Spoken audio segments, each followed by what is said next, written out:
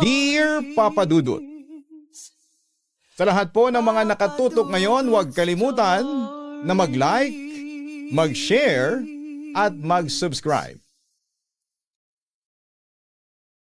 Ang wagas na pag-ibig ay yung taong tatanggapin ka, nirerespeto ka, at sasamahan ka sa hirap at ginhawa, sa pagdating at paglutas ng mga pagsubok, at hindi ka niya iiwanan hanggang sa kamatayan. Bago ang lahat ay gusto kong batiin ka at ang iyong mga listeners ng isang magandang gabi. Ako po si Cedric Salvador, isang working professional, may asawa at 3 anak. At ang asawa kong si Olivia ay isa sa mga valued listeners mo since 2014 pa. Anyway, sumulat po ako sa inyo, hindi para magbahagi ng aking kwento ng pag-ibig, kundi para ibahagi ang kwento ng aking mga magulang. Anniversary kasi nila sa January 25. Kaya naisipan kong sumulat ngayon bilang tribute sa mga magulang ko, Papa Dudut. Larawan kami ng isang masayang pamilya. Ang mga magulang ko ay sina Rosa at Cornelio. Pinalaki kaming magalang, masipag at may takot sa Diyos. Ang mga magulang ko rin ang larawan ng isang perpektong mag-asawa.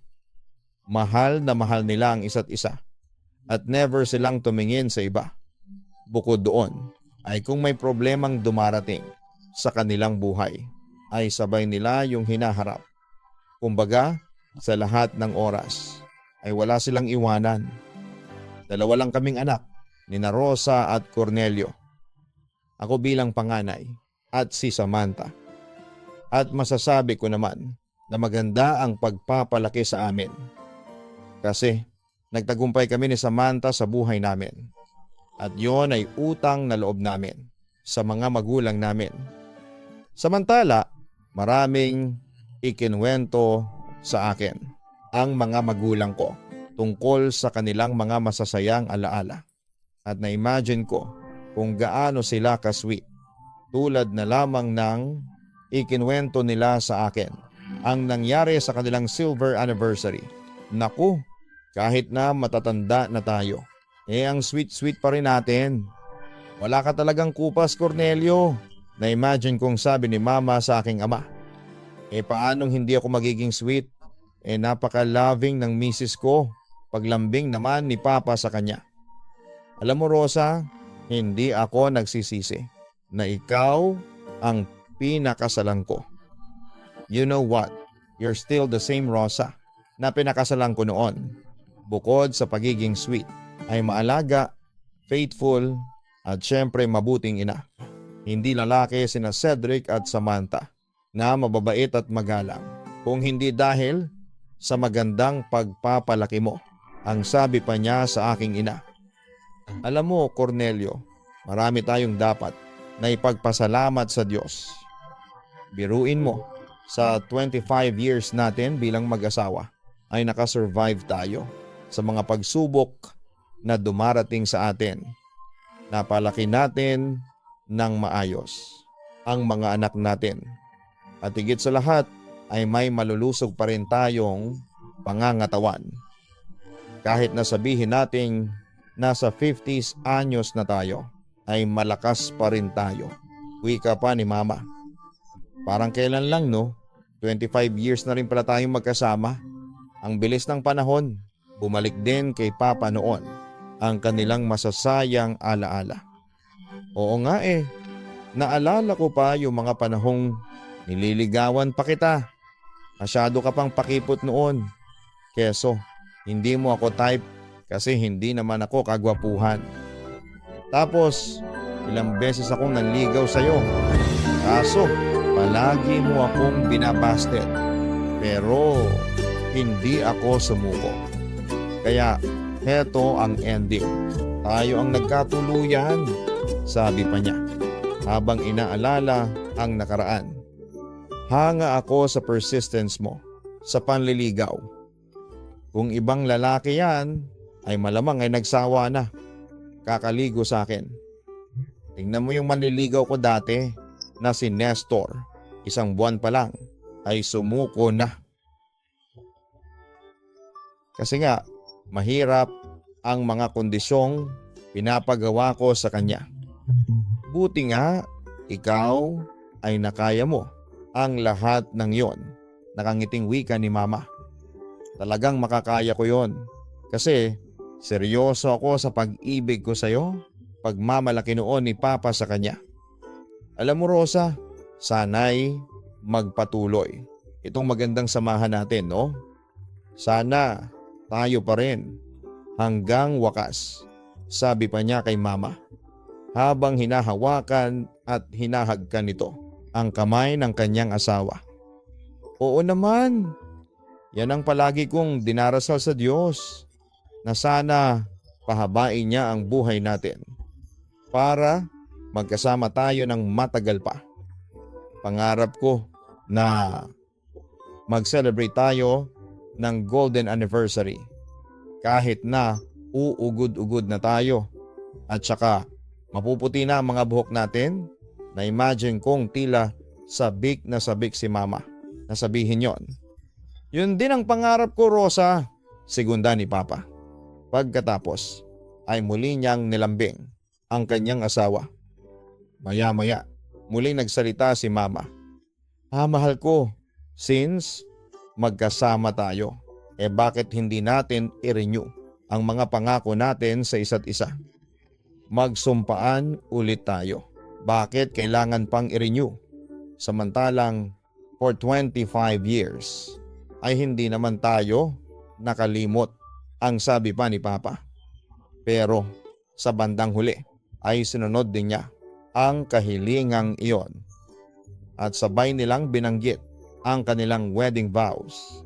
Sumusumpa kami sa isa't isa na magmamahalan kami hanggang sa huli naming hininga at hindi kailanman titingin sa iba at sa halip ay magiging tapat sa isa't isa at sabay naming haharapin ang anumang pagsubok, paghihirap at kaginhawahan. Sumusumpa rin kami na magiging mabuti kaming magulang sa aming mga anak at isang huwarang mag-asawa sa mata ng Diyos at sa mata ng publiko. Ang sumpaang ito ay dadalhin namin hanggang wakas. Yon ang natatandaan kong wedding vows ng aking mga magulang. 25 years na puno ng pagmamahalan. Yan ang katangian ng pagsasama ng aking mga magulang, Papa Dudut. Dahil sa mga magulang ko, kaya ako na-inspire na magtayo ng isang pamilya na tulad sa nakagisnan ko, yung puno ng pagmamahalan at pagkakaunawaan. Marami nga ang naiinggit sa pamilya namin. Kasi nga ay masaya kami at solid sa isa't isa. Ang mga magulang ko ay parating nakaagapay sa aming magkakapatid at handang makinig at tumulong sa amin sa lahat ng oras. Kaya masasabi ko noon na napakaswerte ko. Wala na kaming mahihiling pa ni Samantha. Pero Papa Dudut, sa isang pamilya ay hindi mawawala ang mga pagsubok. Isa kasing matinding pagsubok ang ibinigay ng Diyos sa pamilya namin. Lalo na sa amang si Cornelio. Napansin na namin ng kakaiba sa kalusugan ni Papa. Tulad ng kanyang pamamayat at pananakit ng katawan. Noong una ay nakakayanan pa yon ni Papa. At palagi niyang sinasabi sa amin na okay lang siya. Ngunit sa pagdaan ng panahon ay palala ng palala ang kanyang sitwasyon. At simula noon ay palagi na lamang siyang nadadala sa ospital. Ma, huwag po kayong mag-alala at magiging maayos din ang lahat pag-aalo ko kay Mama. Noong minsang dalhin na namin si Papa sa ospital dahil sa pananakit ng kanyang tiyan. Anak, malakas ang kutob kong hindi basta pangkaraniwang sakit ng tiyan ang iniinda ng dad mo kanina. napansin ko sa kanya nitong mga nagdaang mga buwan na namamayat siya. Tapos ay palaging nawawala ng ganang kumain. Hindi rin normal ang paninilaw ng balat at mata niya. Nag-aalalang wika ni Mama habang umiiyak siya sa aking balikat. Cedric, ayaw kong may mangyaring masama sa dad mo. Mahal na mahal ko si Cornelio, sabi pa niya sa akin. Sobrang kirot ang naramdaman ko nang makita ko si Mama sa ganoong kalagayan. Matama na, wag na po kayong umiyak. Lakasan niyo po ang loob ninyo. Walang mangyayaring masama kay Dad. Pampalakas ko ng loob sa kanya. Samantala, napansin naming palapit ang doktor na nag-check up sa aking ama. Agad naming kinumusta ang kalagayan ng aming padre de pamilya. Sa ngayon ay maayos ang lagay niya. Pero meron kayong dapat na malaman tungkol sa pasyente. Sagot ng doktora sa amin. Ano yon, doktora? Kinakabahang tanong ni Mama. May ipinagtapat sa akin ang pasyente. Noong nakaraang buwan daw ay nagpa-check up siya sa doktor at doon ay lumabas sa resulta na may cancer ang lapoy niya. Pag-amin sa amin ni doktora, nanlumo kaming dalawa ni Mama, Papa Dudut. Pero Dok, wala namang nasasabi sa akin ang asawa ko tungkol dito, sabi ni Mama. Matagal na niyang alam na may sakit siya. Pero sinabi niya sa akin na inilihim niya ito sa inyo kasi ayaw niya kayong mag-alala. Paliwanag nito sa amin. Nanginig ang buong katawan ni Mama at parang nawala ng lakas. Buti na lamang at katabi niya ako. Kaya agad ko siyang naalalayan. Diyos ko, kaya pala si Cornelio ay may iniinom na gamot na hindi ko alam kung para saan. Yun pala ay para yon sa sakit niya. Naiiyak na wika ni Mama. Hindi talaga namin akalain na naitago ni Papa sa amin ang kanyang totoong kalusugan. Dok, may pag-asa bang gumaling? Ang dad ko, ako naman ang nagtanong sa doktor. Expecting for the worst dahil cancer ang pinag-uusapan. Pero nagbabaka sakali pa rin ako na may lunas yon. May mga certain operations na dapat isagawa tulad ng transplant. Pero hindi garantiya kung gagaling ang pasyente. Since cancer ito, wala pang gamot sa sakit ng dad mo. Malungkot na sagot ng doktora sa akin, Papa Dudut. Nanlumo kami sa balitang may cancer sa labay ang ama ko. Hindi kami noon makapaniwala. Pero hindi kami nawala ng pag-asa at nagsama-sama kaming nananalangin sa Diyos na sana mabigyan siya ng lunas. Hindi rin maiwasan ng isa sa amin ang sumuko. Samantala, isang gabi, habang inaasikaso si Papa ng aking ina, ay muli itong umiyak at nag-hysterical dahil sa takot niyang mamatay. Inamin sa akin noon ni Papa na hindi pa siya handa na lumisan sa mundo dahil ayaw niyang masaktan ang kalooban ng aking ina. Rosa, ayaw ko na. Gusto ko na. Gusto ko nang mamatay. Narinig kong sabi ni Papa kay Mama habang naroon ako sa kabilang kwarto at nag-aalala. Sa puntong yon ay narinig ko na ring umiiyak si Mama. Pinanghihinaan na ako ng loob sa tuwing nakikita kitang umiiyak. Nakikiusap ako. Tibayan mo ang loob mo. Huwag kang mag-alala. At palagi akong naririto sa tabi mo para tumulong at umagapay sa iyo. Asawa mo ako, hindi ba? Hindi ka pa ba nahihirapan sa pag-aalaga sa akin, Rosa? Ayokong maging pabigat sa iyo at sa mga anak natin, ang sabi naman ng aking ama na pinanghihinaan na ng loob. Hindi ka pabigat sa amin ng mga anak mo. Tandaan mo yan, pamilya mo kami. Handa kaming tulungan ka na gumaling. Sino pa ba ang tutulong sa'yo? Kundi kami ng mga anak mo? Paliwanag naman ni Mama sa kanya. Wala akong silbi at wala akong kwenta. Hindi tumigil noon si Papa sa pag-iyak. Sa tuwing naiisip niyang nahihirapan na kami sa kanyang sitwasyon. Nakukonsensya ako, Rosa, na makita sa mga mata mo ang hirap at paghihirap. Hindi ko kayang makita ka sa ganyang sitwasyon. Ngunit sinubukan pa rin ni Mama na palakasin ang loob ng kanyang asawa.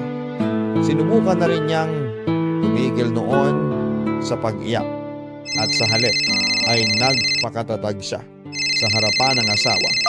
Cornelio, huwag mo yang isipin, please. Huwag ka nang umiyak, pakiusap ni Mama. I'm sorry, Rosa, paghingi ng paumanhin ni Papa sa kanyang asawa. Wala kang kasalanan. Hindi mo naman kagustuhan ang magkasakit, pangaalo naman ni Mama. Pagkatapos ay natanaw kong hinalikan niya sa noo ang tatay ko. Kaya mo ba akong mahalin kahit na alam mong malapit na akong mamatay? Tanong ni Papa sa kanya. Agad namang sumagot si Mama. Hindi ka mamamatay kung dati na-survive natin ang mga dumating na pagsubok sa atin. Alam kong masosurvive natin ito. Natatandaan mo pa ba yung sumpaan nating dalawa?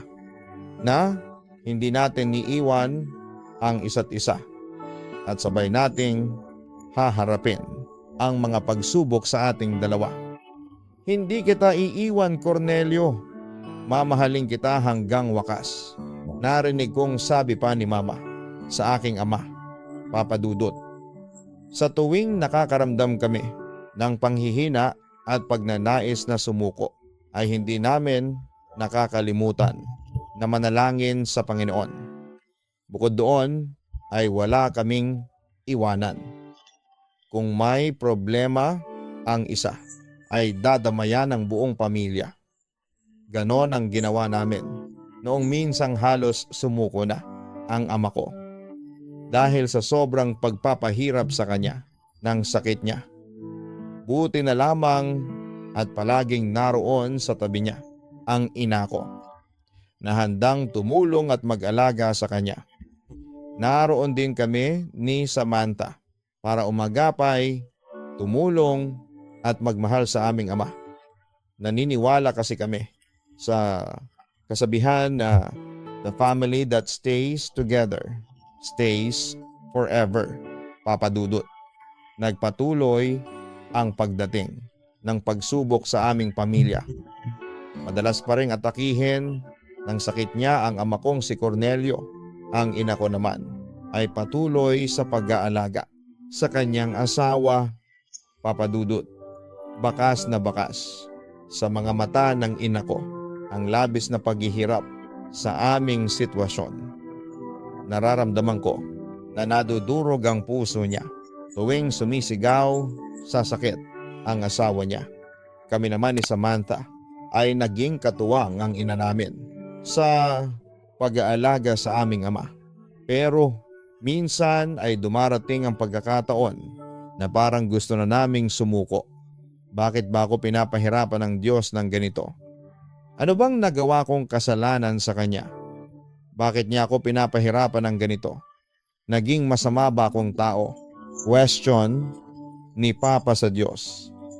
Habang pinapahirapan siya ng kanyang sakit, wala kang kasalanan sa Diyos.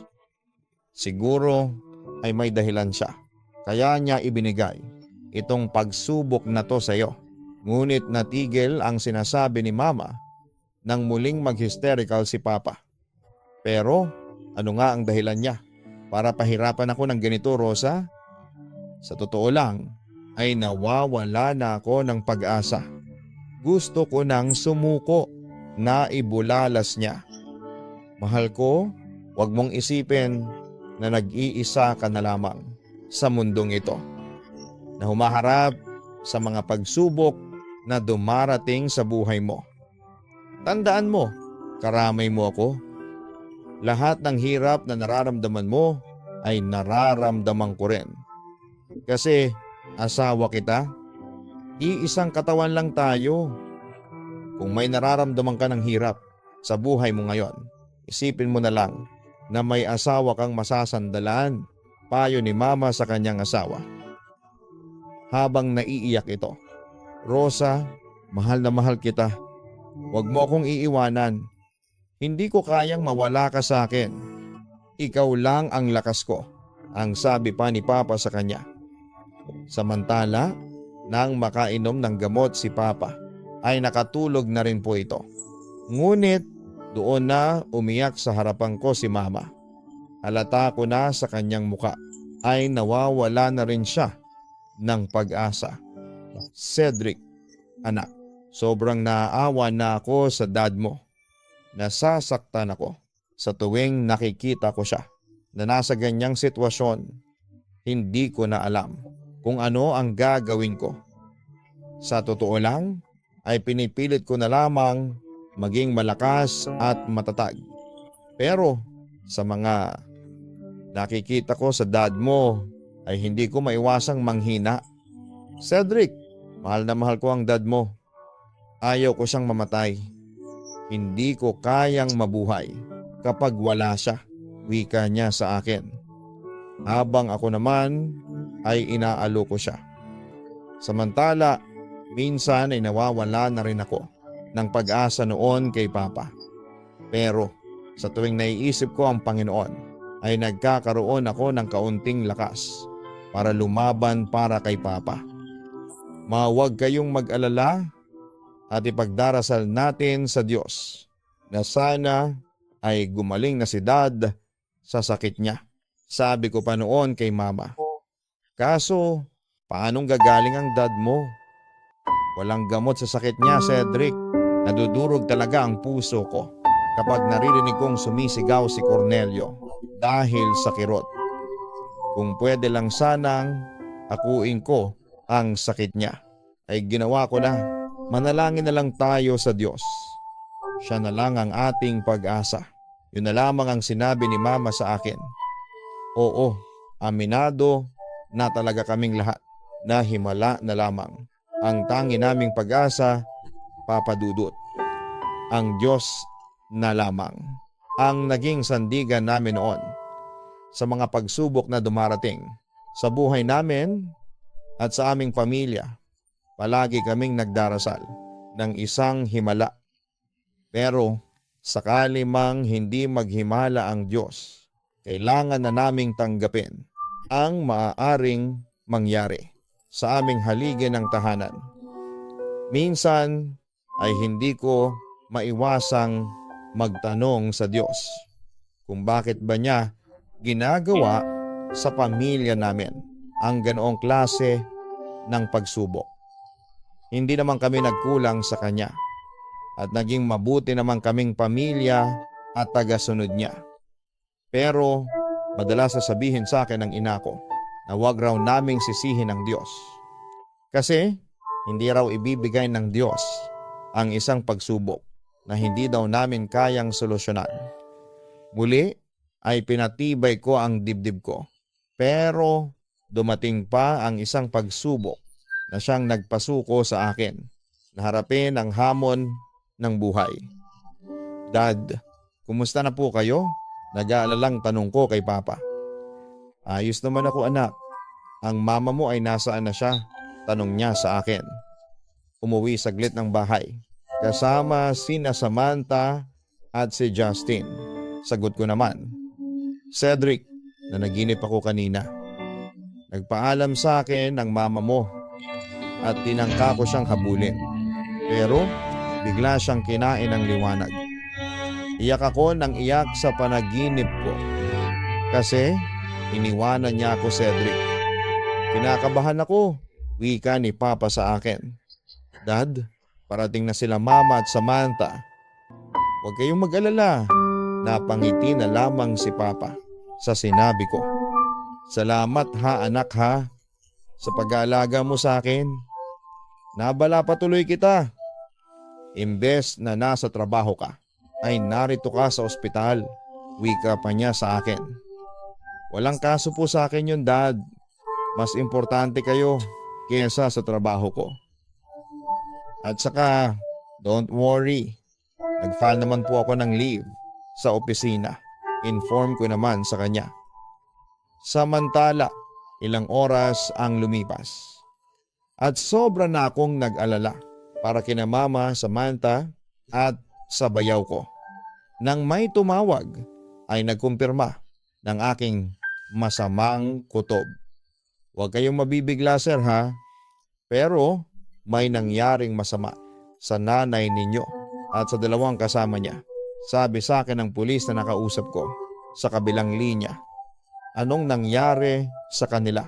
Kinakabahan kong tanong. Na-aksidente po yung sasakyan na minamaneho ng isang lalaking kasama nila. Nabangga po ng bus. Sagot nito. Nanlumo ako at halos mawalan ako ng lakas. Nang marinig ko yon, tumitig ako kay Papa na nooy nagpapahinga. Nasira po ang buong kotse at sa kasamaang palad ay walang nakaligtas sa mga pasahero ng kotse. Pagpapatuloy pa ng pulis. Diyos ko, hindi pwedeng mangyari ito. Hindi ko na napigilan at napahagulhol na ako noong sandaling iyon. Nasa morgue dito sa Los Baños ang mga labi ng biktima.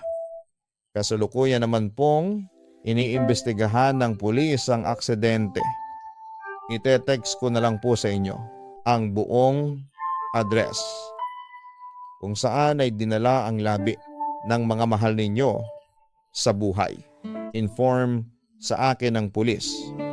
Pagkatapos ng tawag na iyon ay siyang pagagising naman ni Papa at agad niyang hinanap sa akin si Mama. No choice ako noon kundi ang ipagtapat kay Papa ang katotohanan.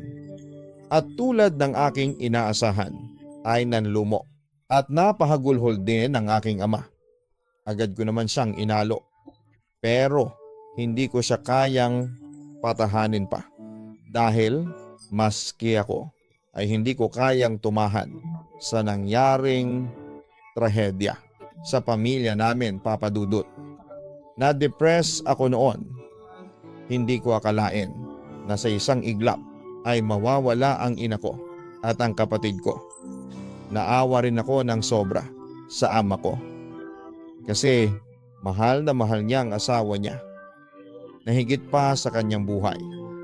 Kaya siya patuloy na lumalaban sa buhay dahil kay Mama. At ngayong wala na siya ay nawala na rin ang pagpupursige niyang harapin ang mga pagsubok sa kanya. Samantala, nang dumating ang araw ng libing. Alam mo ba, anak, na pangarap namin ng mama mo na mag-celebrate kami ng golden anniversary. Kaya nangako kami sa isa't isa noon na hindi namin iiwan ang isa't isa. Kaya heto, pinilit kong labanan ng sakit ko.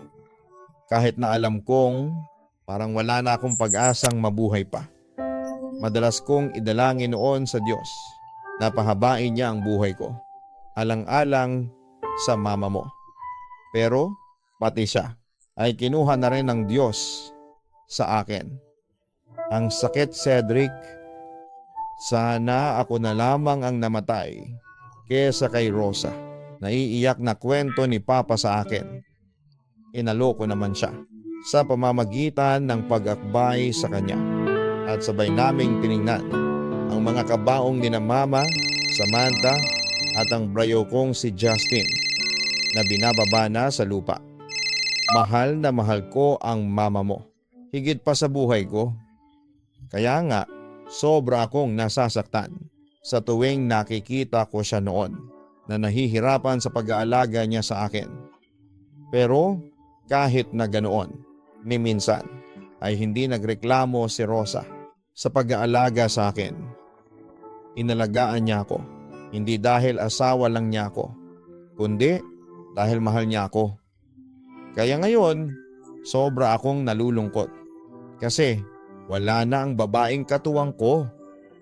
Ano pa ang silbi ng buhay ko kung wala nang babaeng mahal ko. Umiiyak na tanong ni Papa sa akin. Dad, nawala man si Mama.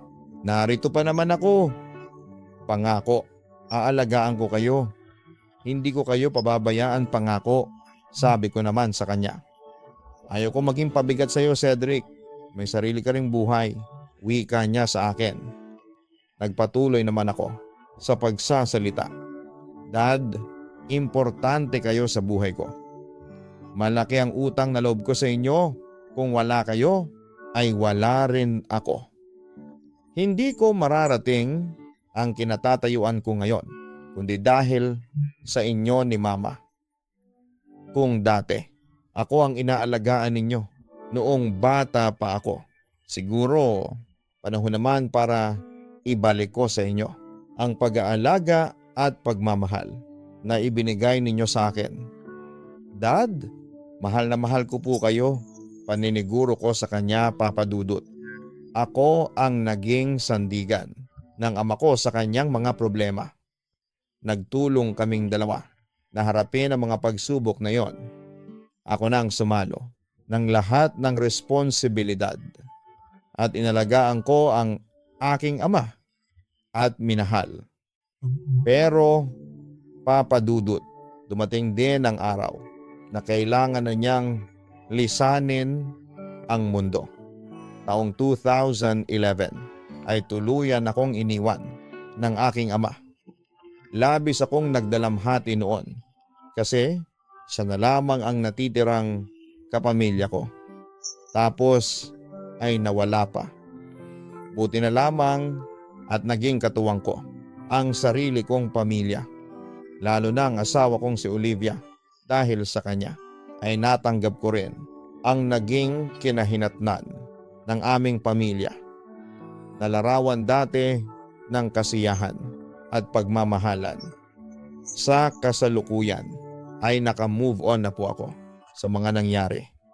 Palagi ko na lamang ipinagdarasal ang mga magulang ko at si Samantha sa langit. Masaya na rin ako kasi marami akong natutunan sa mga nangyari. Isa na roon ang pagiging matatag. Mawala man sa akin ang nakagisnang pamilya, ay nasa akin naman ang itinatag kong pamilya at handang magmahal sa akin anumang oras. Tay, patuloy ko pa ring ina-admire ang pagmamahalan ng mga magulang ko. Kasi hindi sila nagiiwanan sa oras ng pagsubok at nagmamahalan sila hanggang sa wakas. Lubos na nagpapasalamat, Cedric,